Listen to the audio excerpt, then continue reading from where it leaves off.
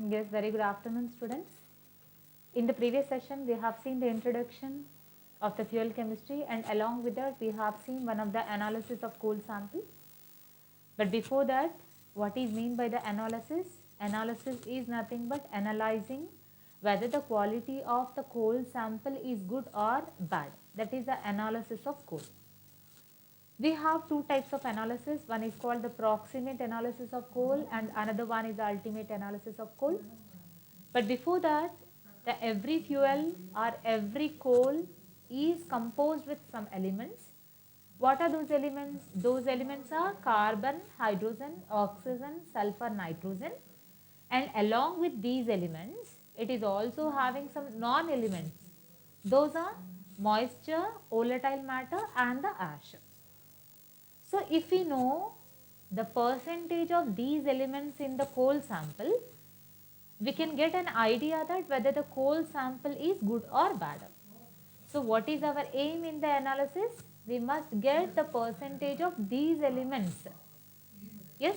So by using proximate analysis of coal, we are going to find the percentage of volatile matter, percentage of moisture, percentage of ash and the percentage of fixed carbon. Yes, so that is the main aim of the proximate analysis.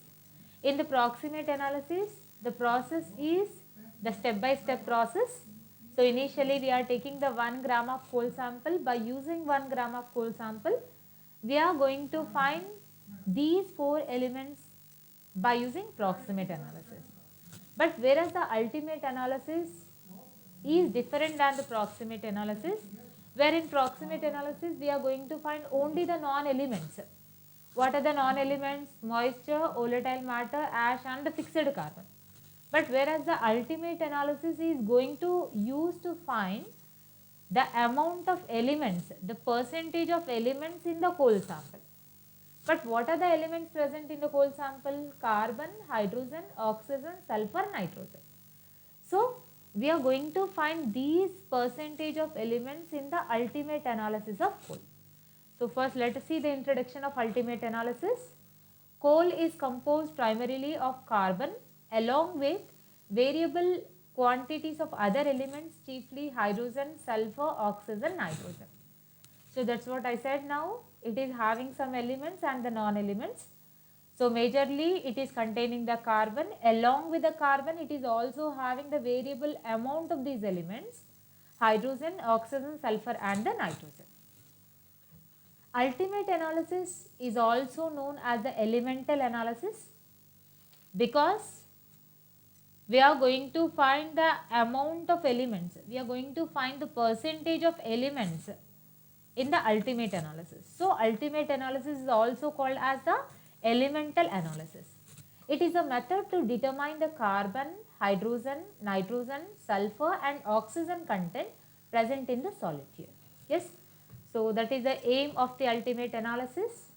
So what is the need for analysis? It is essential to understand the properties of biomass materials to evaluate their utility as chemical feedstocks and also design suitable gasified systems. The analysis is carried out to find the oxygen required for combustion for efficient production of energy. So to get these elements in the fuel, we are having the two types of analysis. One is called the proximate analysis and another one is the ultimate analysis. The proximate analysis is used to determine the moisture content, volatile matter, ash and the fixed carbon of a fuel. So it is reported as a dry weight. So whatever we are getting in the proximate analysis, that is the dry weight. But whereas by using ultimate analysis, whatever we are reported, that is the wet weight. Yes. But today in this session, I am going to explain you the ultimate analysis. So what is the aim of ultimate analysis? To determine percentage of carbon, percentage of hydrogen, percentage of sulfur, percentage of nitrogen, percentage of oxygen. But unlike proximate analysis, we are not finding these elements by taking 1 gram of coal sample. That means it is not the step-by-step process like the proximate analysis. So here these are the individual analysis. That means we can find carbon, hydrogen at one time, oxygen at one time, sulfur at one time, and nitrogen at another time. So like that we are going to find these elements in the ultimate analysis. So first let us see the determination of carbon and hydrogen. So for determining carbon and hydrogen, what we are determining? We are finding how much amount of carbon, how much amount of hydrogen is present. How much percentage of carbon, how much percentage of hydrogen is present here. Yes. So to determine percentage of carbon, percentage of hydrogen, initially we are taking 0.2 grams of coal sample. So that we are weighing by using the weighing machine. So initially how much coal sample we are taking? We are taking 0.2 grams of the coal sample. We are taking by using the weighing machine. After taking the coal sample, so see here, initially we are placing the coal sample here and burning this coal sample in the pipes. So burning in the presence of oxygen. So we are passing the pure dry oxygen also through this. So this process, that means the burning of fuel in the presence of oxygen, is called the combustion process. This chamber is called the combustion chamber. So what we are doing here? Initially we are passing 0.25 grams of coal sample in the combustion chamber and burning. So when we are burning, we know that the coal sample is having carbon, hydrogen, oxygen, sulfur, nitrogen. But here carbon, hydrogen are having more combustion characteristics. That means these are having more combustion capacity. So carbon and hydrogen, these are undergo combustion in the combustion chamber. What is mean by the combustion? Combustion means the reaction with the oxygen. So carbon is reacting with the oxygen and also hydrogen is reacting with the oxygen. When carbon is reacting with the oxygen, we will get the carbon dioxide, and when hydrogen is reacting with the oxygen, we will get the water molecule. So we got the two products in the combustion chamber. What are the two products here? One is the carbon dioxide and another one is the H2O. These carbon dioxide and water molecules are evoluting from the outlet. That means these are releasing from the outlet. But we need to identify how much amount of CO2 is released and how much amount of H2O is released. Yes, so to know the amount of these two contents separately, what we are doing? We are sending carbon dioxide to one tube and water molecule to another tube. But here one of the tube is filling with the calcium chloride and another tube is filling with the potassium hydroxide. But here the potassium hydroxide nature is absorption of carbon dioxide. I said here carbon dioxide is absorbing, water is absorbing. But one of the tube is filling with the potassium hydroxide. But here potassium hydroxide nature is absorption of carbon dioxide. And here this tube is filling with the calcium chloride. The calcium chloride nature is absorbing the water molecule. Yes. So initially it is only having the potassium hydroxide and it is also having only the calcium chloride.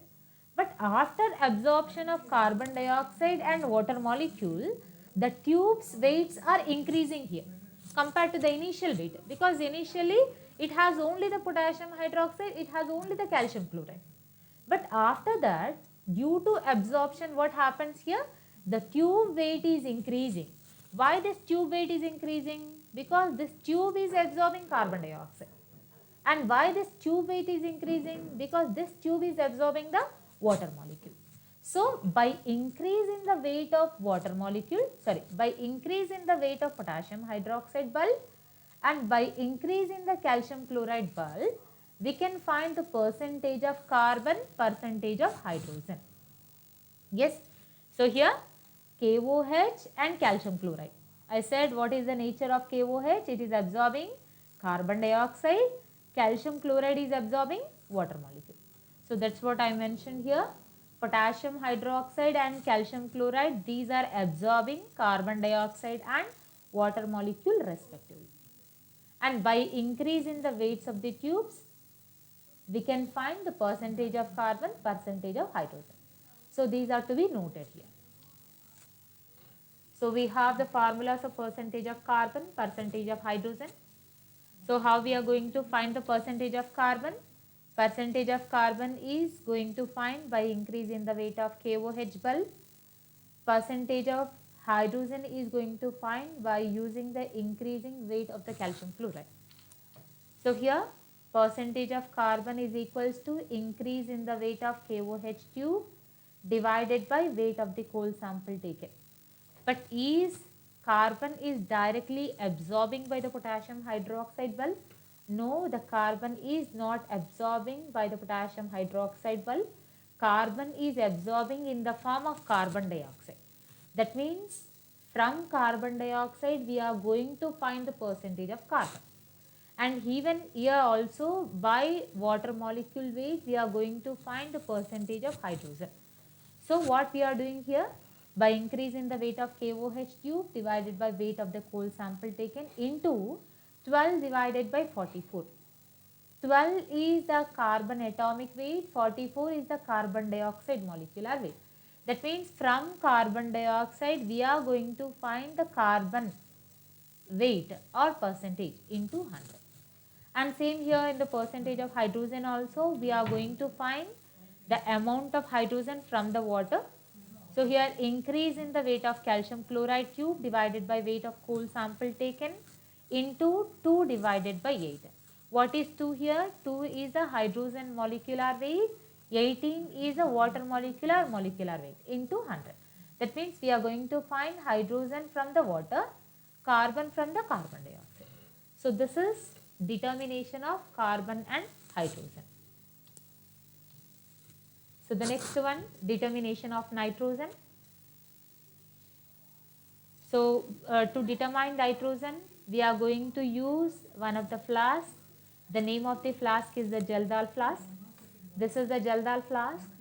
This is the name of the flask. So Jaldal flask we are using. So this determination is also called as the Jaldal method. Jaldal method. So let us see the procedure was. 1 gram of accurately weighed powdered gold is heated with concentrated sulfuric acid in the Jaldal flask. So what we are taking here, initially we are taking 1 gram of coal sample and in this we are adding the sulfuric acid. Along with the sulfuric acid, we are also going to add the copper sulfate and the organic compound to increase the speed of the reaction. Here copper sulfate and the organic compound are acting as the catalyst here. These catalysts are increasing the speed of the reaction and the sulfuric acid is acting as a solvent. So this sulfuric acid is reacting with the nitrogen in the coal sample and now it is treated with the excess amount of potassium hydroxide. So when the nitrogen initially reacting with the sulfuric acid, we will get the ammonium sulfate. Initially what we are going to get? We are going to get the ammonium sulfate. This ammonium sulfate is treating with the potassium hydroxide. And when it is treating with the potassium hydroxide, we will get the ammonia. Liberated ammonia distilled over and absorbed in the known volume of standard solution of acid. So here whatever the volume of acid is releasing here, that acid is taken in the conical flask. That is treating with the base here. And unused acid is determined by back titration with the standard sodium hydroxide. So here what we are getting? The liberated ammonia. What liberated ammonia is doing? The liberated ammonia is distilled. That means we are doing the distillation process. So when we are doing the distillation process, we will get the some amount of acid which is used by the ammonia and the remaining acid which is not used by the ammonia.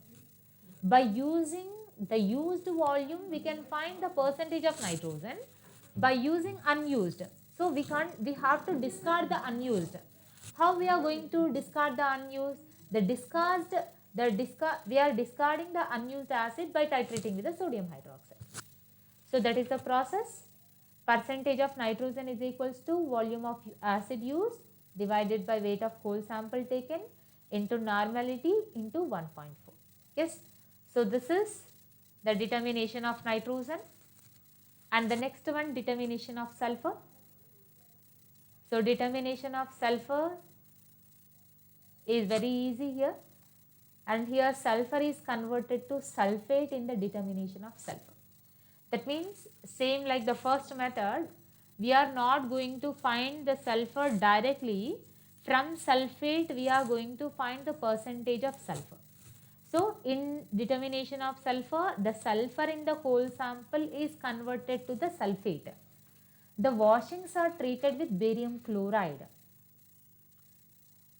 So when the sulfur is converted to sulfate in the determination of sulfur method, this sulfate is going to treat with the barium chloride. When the sulfate is treating with the barium chloride, this barium is treating with the sulfate to produce barium sulfate. This barium sulfate is precipitated. That means we will get like curd. The precipitate is looking like a curd. So that curd is settled down at the bottom of the container. So what we are doing here? The precipitate is filtering, because if we know the amount of barium sulfate, we can find the sulfur, because barium sulfate is having the sulfur. So our aim is to find the amount of barium sulfate. So what we are doing here? The entire precipitate is filtering, but the barium sulfate precipitate is somewhat wet. So what we need to do? We must dry that. After drying, we need to heat that. So if we heat that, the entire moisture will be removing from the barium sulfate. So after that, we need to take the weight of the barium sulfate. By the weight of barium sulfate, we can find the percentage of sulfur. So the percentage of sulfur is equals to weight of barium sulfate divided by weight of coal sample taken into 32 divided by 233 into 100. Here 32 is the sulfur atomic weight, 233 is the barium sulfate molecular weight into 100. So this is determination of sulfur. Determination of sulfur. Yes, and the last thing, already we found the carbon, hydrogen, sulfur and the nitrogen. So what is the remaining one? Oxygen. Same like in the proximate analysis, how we determine the percentage of fixed carbon? The percentage of fixed carbon is nothing but total minus sum of the remaining elements. So what is the total in the percentage? In the percentage, total is nothing but 100. So if we subtract these all the elements from 100, we can get the final one. So what is the final one here? Oxygen is the final one. So here, how we are going to find the oxygen? Oxygen 100 minus percentage of oxygen plus hydrogen plus sulfur plus nitrogen plus ash. Yes. So here we don't have the ash. So just remember up to nitrogen only. So this is the percentage of oxygen. Yes. So with this we have completed the ultimate analysis of coal. So now let us see what is the significance of ultimate analysis. But before that, just let us recall what are the characteristics of the good fuel. What are the characteristics of the good fuel? The good fuel must be having high amount of carbon and less amount of hydrogen, oxygen, sulfur, nitrogen, ash, volatile matter, moisture. That means all the remaining elements must be less, only the carbon content should be high. Because the carbon is increasing the calorific value, remaining all the elements are decreasing the calorific value.